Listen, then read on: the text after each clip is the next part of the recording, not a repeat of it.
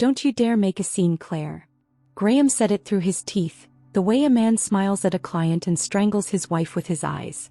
I was still holding the cake knife, poised above a ring of lemon buttercream my sister had ordered from a bakery in Forsyth Park. The backyard of our townhouse in Savannah glowed under rented bistro lights. Our friends shouted surprise an hour ago. Now they were pretending not to watch. I'm Claire Whitfield. I'm 43, a high school art teacher who can stretch a classroom budget like gold leaf, and I was supposed to be making a wish. Instead, I stood there with a knife and a husband who had just kissed someone else under my birthday banner. Her name is Avery Sloane. You know the type, good boots, expensive teeth, hair that never has to fight humidity. She started 6 months ago as a project designer at the firm where Graham is a partner. She wore my favorite shade of red like a taunt. The kiss wasn't a peck you could explain away. It was the kind of kiss that makes a room exhale. I heard the sound, a collective embarrassed sigh, just before the silence. Then the Bluetooth speaker kept playing Otis Redding like even he didn't know what to do. My best friend Lena stepped forward with a napkin like she could blot this whole thing out. Graham adjusted his cufflinks. Avery's lipstick smudged his collar in a mark I recognized because I bought it last year and decided it was too young for me. I can explain, he started. Don't, I said, and my voice didn't shake. This surprised me almost as much as the kiss. Here's the thing about being humiliated in public. Collapse is an option. So is choreography. I set down the knife, wiped my hands on a towel and turned to our guests. Graham's partners, my colleagues, a few neighbors who love a yard with hydrangeas. I smiled like a hostess who's seen worse and said, well, looks like I get 2 surprises tonight. Nervous laughter bubbled. People glanced at the French doors, at their shoes, at me. Graham leaned in, hissing, don't make this bigger than it is. I glanced at the patio camera he'd installed last year, for security. It watched everything and I knew exactly where the app lived on his phone. I knew something else too, where he kept the passwords he could never remember. If this was going to be the night Graham torched our life, then he'd picked the worst possible audience. I took a breath, cut the cake and raised the first slice like a toast. Save room, I said, still smiling. The best part's coming. By 11:30, the hydrangeas had gone dark, the champagne flutes were empty, and every guest had made some awkward excuse to leave early. Lena lingered, stacking paper plates like she was afraid to put them down. You want me to stay? She whispered, eyeing Graham in the kitchen. No, I said, smiling for her sake. Go home. I've got this. I didn't. Not yet. But I needed privacy more than sympathy. When the door clicked shut behind her, the air in the house thickened. Graham leaned against the marble island, rolling the stem of a wine glass between his fingers. You made me look like a fool tonight, he said. I almost laughed. You kissed another woman at my party. His jaw tightened. You don't understand. Oh, I understand, I said, crossing my arms. What I don't understand is why you invited her here unless you wanted me to see it. He didn't answer. It was all over his face, the part of him that wanted the spectacle. Graham had always been strategic with his cruelty. Not the screaming kind, but the kind that lets you destroy yourself while he watches. I rinsed the cake knife under hot water, thinking about the camera outside. The app on his phone. The backups. He broke the silence first. Avery makes me feel alive again, Claire. You've settled. There was. The insult dressed as truth. I walked to the bar cart and poured myself a bourbon neat. So, is Avery the reason you've been working late? Or are there more? His silence was an answer. In my head, the humiliation replayed on loop. The flash of the kiss, the collective gasp, the way his hand rested on Avery's lower back like it had never belonged anywhere else. That kind of image sticks. It festers. It also motivates.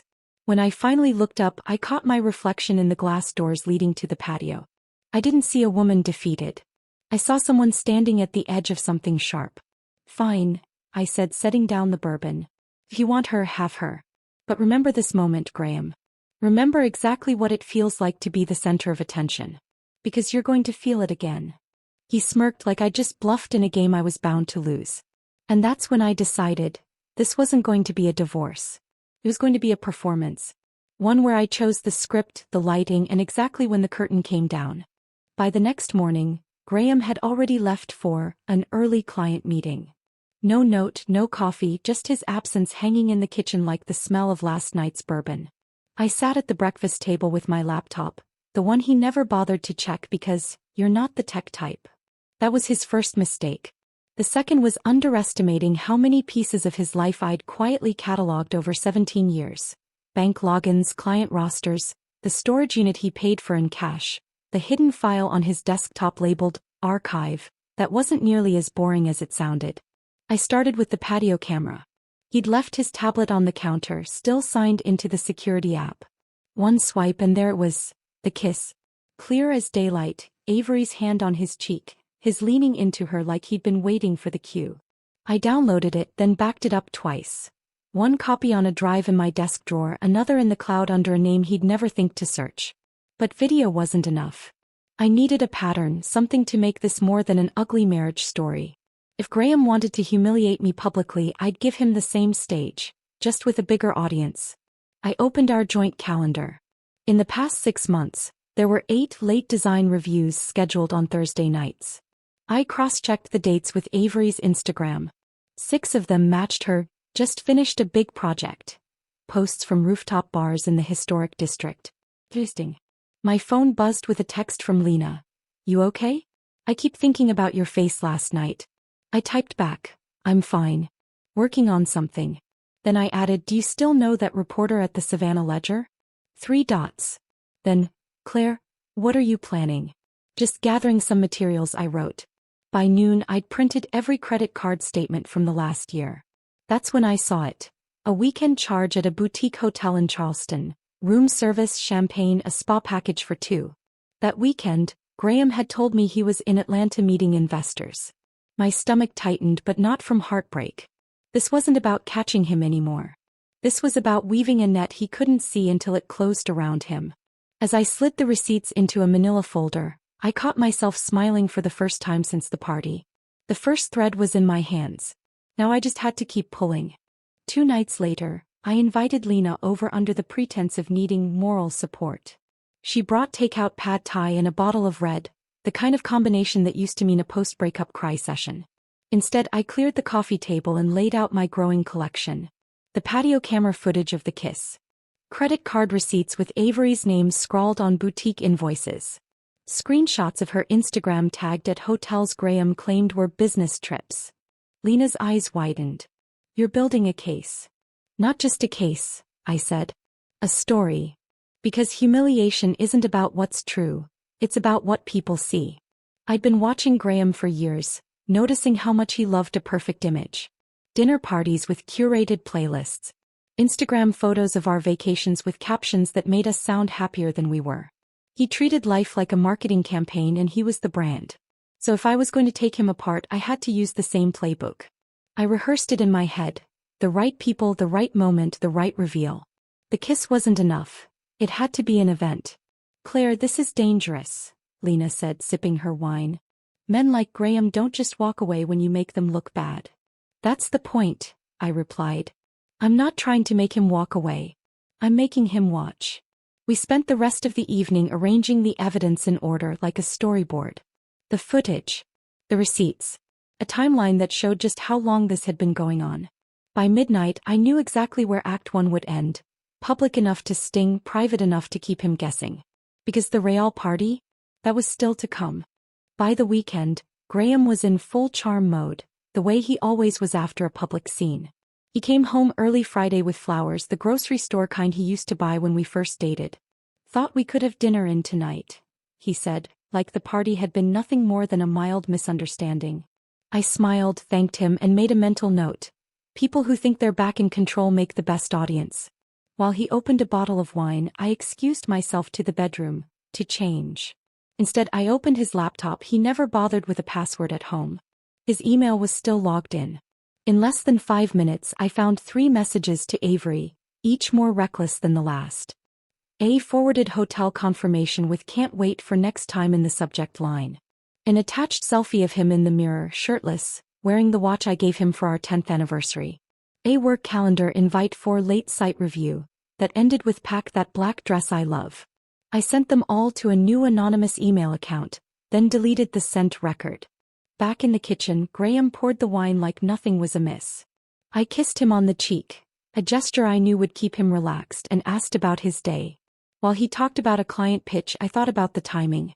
I had exactly 3 weeks until the Whitfield Family Foundation Gala, an event Graham co-chaired every spring. The guest list was a who's who of Savannah society. Clients, donors, and half the city council. The perfect stage. If my plan worked, the same people who saw me humiliated at my birthday party would see him stripped bare at the gala. Not physically, though that would have been satisfying, but socially, financially, and professionally. I'd plant the seeds quietly over the next few weeks, feeding the right details to the right ears. By the time the gala rolled around, all I'd have to do was give the crowd a little nudge. And Graham? He'd do the rest himself. The following Monday, I accidentally ran into Margaret Hale at the cafe on Broughton Street. Margaret was exactly the kind of person you wanted in the front row of a scandal. Old money, a volunteer on every charity board, and incapable of keeping a secret for more than 3 blocks. "Claire, I heard your party was memorable," she said, eyes flicking with curiosity. I gave her a weary smile, the kind that invites sympathy without spilling details. It was. "I'm just trying to focus on the gala now." Her interest sharpened. "Graham mentioned he's bringing a colleague this year? Someone new." I tilted my head as if I'd just remembered something and lowered my voice. "Yes, Avery Sloane. She's been very helpful on his projects. I'm sure you'll meet her." Then I added, almost as an afterthought, "I just hope she understands what the gala means for the firm. Sometimes, personal lives have a way of spilling over into business, don't they?" Margaret's smile tightened. She'd taken the bait. By the time she left with her latte, I knew that line would make its way through Savannah's upper circle by sundown. That night, Graham came home later than usual, humming as he hung up his jacket. "Busy day?" I asked, pouring myself tea. "Productive," he said. "Avery and I nailed down the final design pitch for the Wilkins account." I hid my satisfaction behind a sip. The Wilkinses were donors to the foundation, and friends of Margaret Hale. Perfect. As Graham scrolled through his phone, I pretended to read. In my mind, the map of connections was already forming. Names, relationships, the invisible web that made up Savannah's social order. All I had to do was pluck the right threads and the whole thing would start to unravel. 2 weeks before the gala, I decided it was time for a test run. Not the full reveal, just enough to watch how quickly rumor could travel and how Graham reacted under the faintest spotlight. The opportunity came at the Harper and Finch wine auction, a smaller event with the same crowd that would fill the ballroom for the gala. I wore a navy silk dress Graham always said made me look like I knew something he didn't. That night I did. Halfway through the evening I spotted Lillian Bowers, an attorney who handled half the divorces in Chatham County. I made sure to bump into her near the silent auction table. "Claire, I haven't seen you since last year's gala," she said warmly. I glanced around as though checking who was within earshot, then leaned in just enough. "It's been a season. Graham's been busy. Very busy." I let the words hang in the air, then smiled like I'd said nothing at all. The trick was never to accuse, just to suggest. Within 20 minutes, I noticed the shift. Conversations paused when I walked by. Glances darted toward Graham, who was laughing with a group near the bar, Avery among them in a backless emerald dress that practically announced itself. Perfect. When Graham finally joined me, he was flushed, his smile tight. "What did you say to Lillian?" he asked under his breath. "Just that you've been busy," I replied lightly, slipping my arm through his. "Isn't that true?" His eyes narrowed, but he said nothing. On the drive home he fiddled with the radio, avoiding conversation. I watched his reflection in the passenger window. The same man who'd thought humiliating me at my own party would be the final word. All I could think was, "You have no idea this is just the opening act." The night of the Whitfield Family Foundation Gala arrived wrapped in all the elegance Graham loved to drape around himself. Crystal chandeliers in the ballroom of the Devereux Hotel, champagne towers, a string quartet playing softly beneath the murmur of Savannah's elite. I wore a deep green gown with a low back, a deliberate echo of Avery's dress from the wine auction. Let them draw their own comparisons. Graham, of course, was in his custom tux, the picture of a man who believed he owned the room. We made our entrance together, hand in hand, because appearances mattered more to him tonight than truth. And following exactly as planned, Avery was already there, introduced to donors as a key member of our design team. The first hour was a slow simmer. I circulated, speaking with board members, donors, and the kind of socialites who measured worth in who whispered to them first. I didn't need to plant anything new. My earlier seeds had grown roots. During dinner, I excused myself from the table and slipped into the small AV room off the side hallway. The technician on duty was a kid in his 20s, distracted by his phone. "I'm so sorry," I said with a smile that suggested authority. "There's been a last-minute change to the slideshow. Graham wanted me to update the opening." He shrugged, handed me the laptop connected to the projector and returned to scrolling. In less than a minute I'd inserted a single new slide, muted colors, white text on black, right before the gala's photo reel. I returned to the table just as dessert was served. Graham was mid-conversation with the mayor, oblivious. When the lights dimmed for the annual year in review presentation, the first image that filled the ballroom's screens wasn't the foundation's logo. It was the high-definition still of Graham and Avery on my patio, her hand on his cheek, his lips pressed to hers, pulled directly from the security footage. The caption read, "Our co-chair making lasting connections." A stunned silence fell over the room. Forks clinked against china, then stopped altogether. I didn't look at Graham. I didn't have to. By the time the actual slideshow began, the damage was already done. And in that quiet electric pause before the whispers started, I took a sip of champagne and thought, now curtain up. By the time the gala ended, Graham's perfect smile had frozen into something brittle. He didn't speak to me in the car. The only sound was the slow tick of the blinker as we crawled through traffic on Bay Street. When we got home, he slammed the front door hard enough to rattle the glass. "What the hell was that?" he demanded. "Just a slide in the presentation," I said, slipping off my heels. "Maybe the AV team mixed up files. These things happen." His eyes narrowed, but he didn't dare accuse me outright. Not yet. He knew the footage existed, but he didn't know how many people had already saved it to their phones before the lights came back on. By Monday morning, the whispers had become headlines. Savannah Ledger, Foundation Gala overshadowed by co-chair's personal moment. Lowcountry Life magazine. Who is Avery Sloan and why was she at the gala? Donors began calling the foundation office, concerned about optics. The Wilkins account, worth more than $500,000, quietly postponed their project. Graham's partners requested an urgent meeting. I went about my week as though none of it touched me. I bought groceries, taught my classes, met Lena for lunch.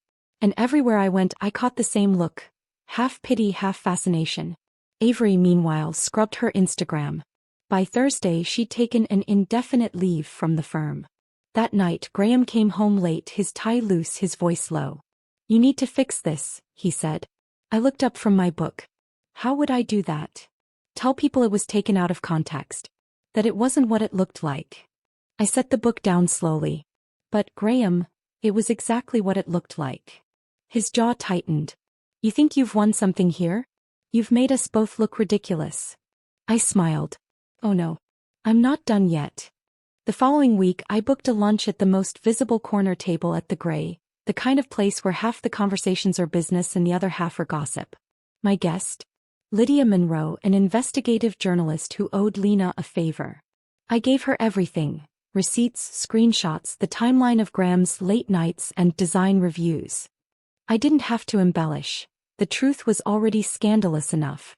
By the next morning her piece was live, from boardroom to ballroom, the co-chair scandal that rocked Savannah's elite. It wasn't just about an affair. It was about conflicts of interest, misuse of client funds for business trips, and an internal memo leaked from Graham's own firm recommending his removal as partner. The fallout was swift. Donors froze contributions. The foundation board voted to accept his resignation. His partners offered a quiet buyout to avoid a public trial. Avery, gone, moved to Charleston, her name now whispered like a cautionary tale. Graham tried one last time to salvage control. He showed up at my classroom after the final bell, looking like a man who'd just realized the ground beneath him was gone. "You've ruined me," he said. "No," I replied, packing my bag. "You did that yourself. I just made sure people were watching." I walked past him without another word, sunlight spilling through the hallway windows like a spotlight on the final scene. 2 weeks later, the divorce papers were signed. I kept the house, the car, and, thanks to a very strategic lawyer, half of his buyout from the firm. On the first Saturday of spring break, Lena and I sat on the patio, sipping champagne under the same string lights that had once framed my humiliation. Only now they framed my victory. Sometimes the best revenge isn't in what you take. It's in what you leave them with. Their own reflection and the sound of a door closing for good.